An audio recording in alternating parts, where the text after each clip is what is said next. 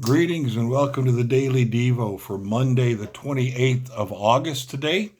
We are going to, we're going to go to the swimming pool today, although I don't think they used it for that. The Bethesda Pools and the Authority of Jesus. Wow. The Bethesda Pools and the Authority of Jesus from John chapter 5, verses 1 through 47. John has some long chapters, but then so does Luke. The verse that's quoted today is verse 18 of that passage. He was even calling God his own Father, making himself equal with God. And that was a critique from those that did not care for Jesus and his ministry. This is going to be a passage our author says that will equate the authority of Jesus with the authority of the Father. In this chapter, John brings us to a specific location in Jerusalem that prompts an extended conversation about Jesus' authority. These Jerusalem exchanges take place at the Bethesda Pools.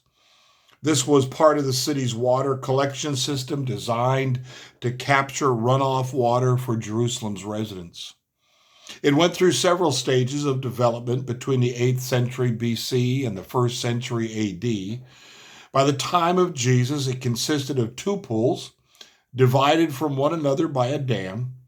4 covered porches surrounded the pools, and a 5th went down the middle of the dam. This location is significant to the chapter's message in 2 ways. First, it brings us into the orbit of the temple. The Bethesda Pools are just north of the temple complex, a place not only used for worship, but considered the educational center of Judaism. Here, the senior scholars of the Jewish world taught the next generation of rabbis and authorized them to teach. When Jesus healed the man who had been unable to walk for 38 years, it was bound to invite comparison between the credentials he carried and those granted by the teachers at the temple. Second, popular superstition linked the Bethesda Pools with a miraculous healing. In the years to come, the pools would be used by the followers of the pagan god of healing, Asclepius. Don't know that I said that right. But the superstitious belief in the healing powers of the pools was alive and well at the time of Jesus. When Jesus healed the disabled man at this spot, it linked him to those superstitious beliefs. Yet another reason for the teachers at the temple to question his judgment. You can sense their animus when you hear them upbraiding the healed man for carrying his mat on the Sabbath. These guys were wacky.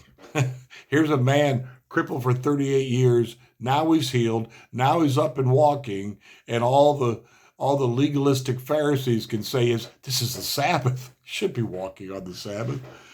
Oh my goodness. If the authority of Jesus did not come from the temple schools, this is their big problem.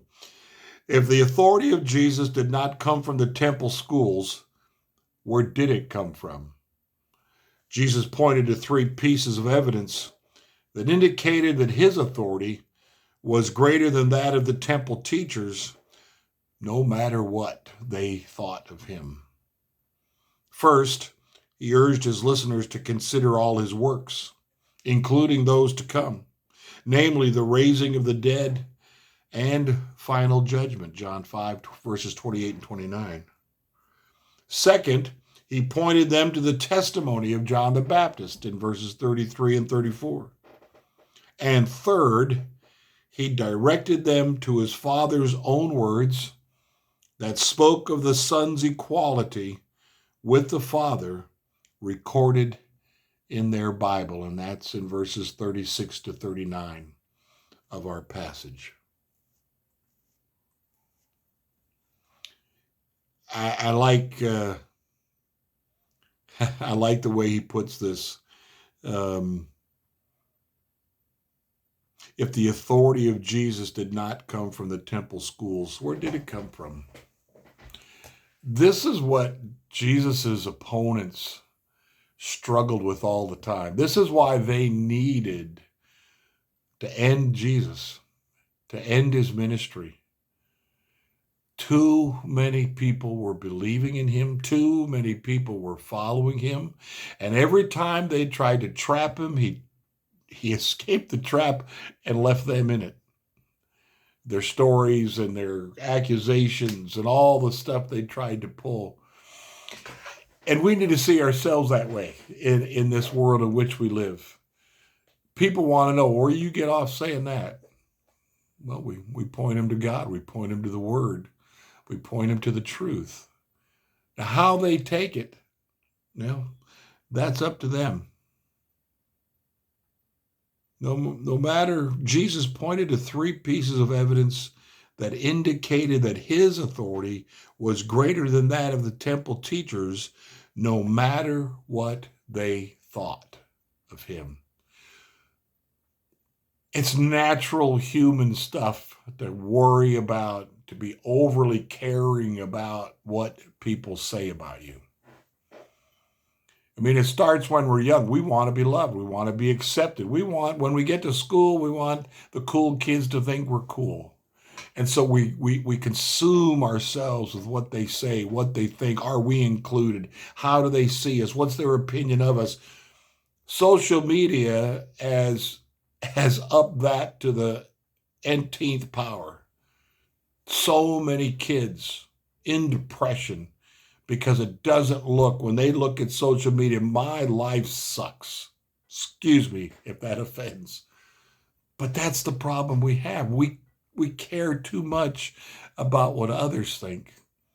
We don't care nearly enough about God, about the Lord, about the way he looks at us, the way he loves us and cares for us.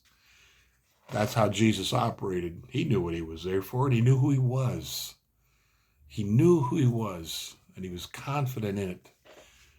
And no matter what the threats, no matter what the accusations, no matter what the opinion polls said, he was there to be what God wanted him to be. He was there to do what God the Father wanted him to do. That's got to be our example in this day and age. It's got to be our example as well. Blessings to you today on this Monday. Enjoy the day. Hope you have a blessed day and a blessed